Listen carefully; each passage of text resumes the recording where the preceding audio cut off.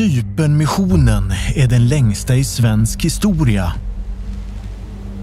Många beskriver den som synonym med sol, bad och cocktails.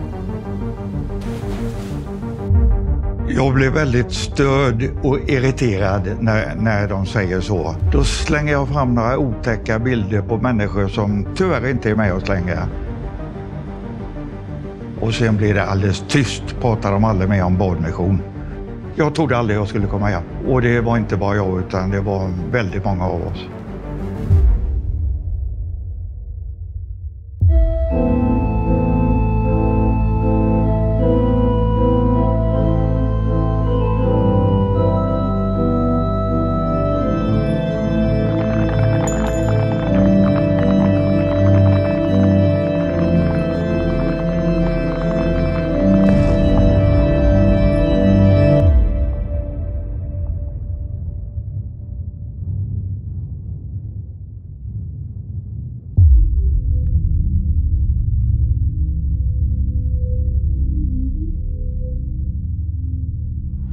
Det här är ett måttband, 100 centimeter. Översatt till år så är det här ett långt liv, 100 år. Säg att du nu är 80 år. Du gick i pension när du var 65. Du kanske bildade familj någonstans när du var, ska vi säga, 30. Du slutade skolan här någonstans. Fick kanske ditt första jobb när du var 18. Sen när du var 20 så åkte du på en utlandsmission i 3 månader. 3 månader som kommer att färga ett helt liv.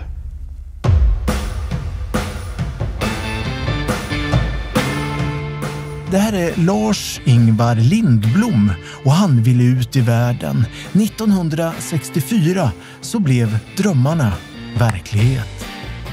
På den tiden var det ju så, flickorna de kunde vara au pair var som helst i världen.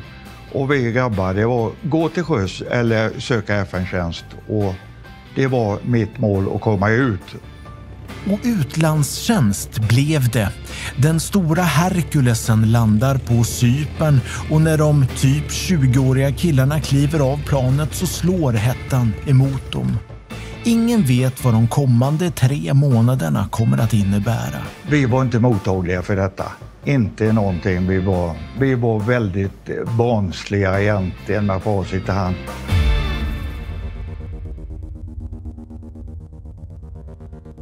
Jag hade k-pist och vi fick faktiskt ladda direkt på Nicosia Airport. Och så fick vi åka lastbilar, flaket, till våran kamp där vi skulle tjänstgöra. Och sen var det bara raka röret i en skyddsgrop som vakt. Jag hade inte varit ner många timmar där. Bakgrunden till konflikten på Cypern är komplicerad och för oss här och nu en ganska okänd konflikt. Men förenklat så kan man säga att turk- och grekcyprioter inte tålde varann och det var våldsamt, mycket våldsamt och obeskrivliga grymheter.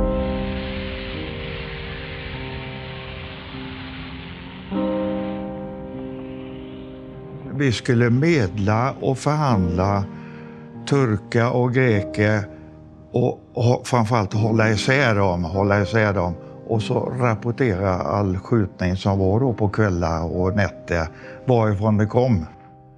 Det var vår uppgift. Ja, det var ju så allvarligt och så jävligt så vi var ute flera gånger på eskort och skyddsvakter, skyddssoldater för turkarna när de skulle skörda och ta hem sitt odlade. Så kunde grekerna vara så jävliga innan vi kom in i bilden och hjälpte dem. Så de kunde på korta avstånd skjuta de här stackars turkarna medvetet då i knäskålen, i benet, skada dem så de fick krypa därifrån innan de sköt ihjäl dem. Och kampen var ojämn.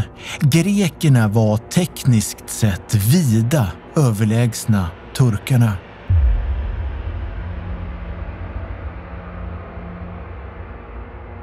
Vi blev ju alla påverkade.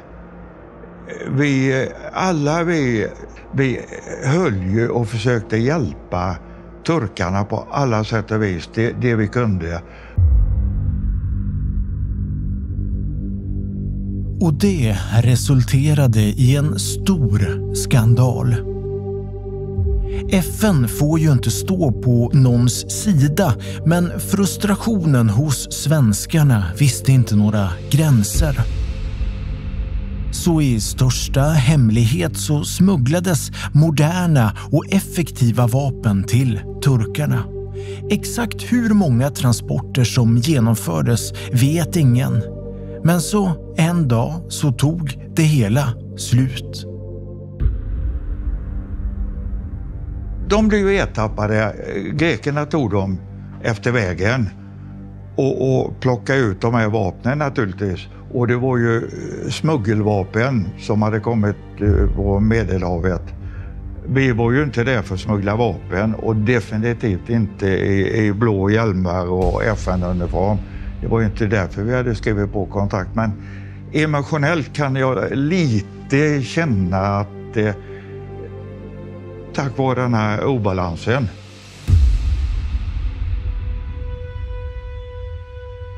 Två av svenskarna dömdes till långa fängelsestraff. Lars-Ingvar hade under sina månader på Cypern med sig en kamera som han använde flitigt.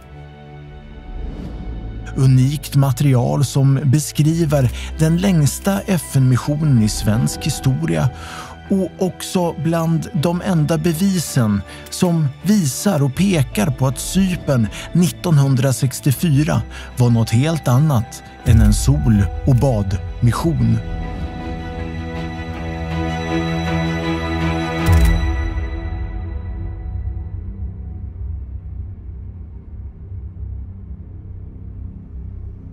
Det blev ju verkligheten till slut alltså, med sönderskjutna soldater.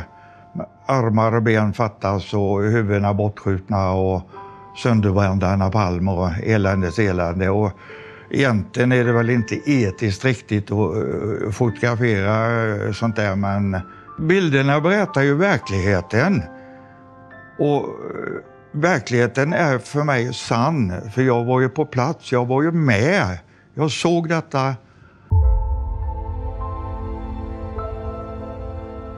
Bilderna Lars-Ingvar tog är fruktansvärda. Sargade människokroppar på svenska militära bårar. Tomma ögon som stirrar mot kamerans lins. Det är fotografier man inte kan få osedda. Och så alla de händelser Lars-Ingvar och hans kamrater utsattes för under de här 3 månaderna förstår man att de kan kasta långa skuggor över ett helt liv. Det bästa jag var med om där nere, det var ju flygarfallen på oss. Det var ju bara sekunder från att det kunde gått åt helvete allting. Jag tänkte då tur att jag är ensam och ansvar bara för mig själv och ingen familj hemma. Och de som har varit utsatta för sådana här historier, att det har blivit lite blött i byxan på en och annan, det är fan ingenting att skämmas för. För så var det. Jag trodde aldrig jag skulle komma hem. Och det var inte bara jag, utan det var väldigt många av oss. Det är klart man funderar på vad fan har jag gett mig ut på. Är det värt detta? Men vi är ju ändå, vi har ju lovat att skriva på avtal och hjälpa människor och hjälpa i nöd. Och då får vi leva upp till det så gott det går. vi var där för att hjälpa och det kändes inombords som att vi gjorde en nytta. Vi var ju ute i byarna och hämtade hem kvinnor och barn och tog dem till våran kamp och kanske räddade livet på dem. Förmodligen en del av dem i alla fall. Och då när vi hämtade sårade, vi gick i skytteltrafik.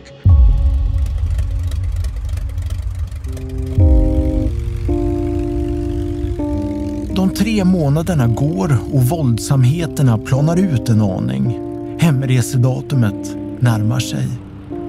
Men hemma så är det svårt att glömma. Till och med efter 60 år. För min del så hände följande att jag blev skotträdd och det kom efterhand när jag kom hem. Jag bodde hemma ett tag. Fick inte bo på vägg i vägg med mina föräldrar för det var en massa porslinstallrikar och jag hade mardrömmar så jag bankade och slog i väggen och väckte mina föräldrar. Så det satte sig i huvudet på mig och jag är över 80 år, går nu och jamrar mig och vill ha hjälp. Det kan jag säkert få, medicinering och annat. Men jag har ju träffat sådana som är 50 år yngre än jag.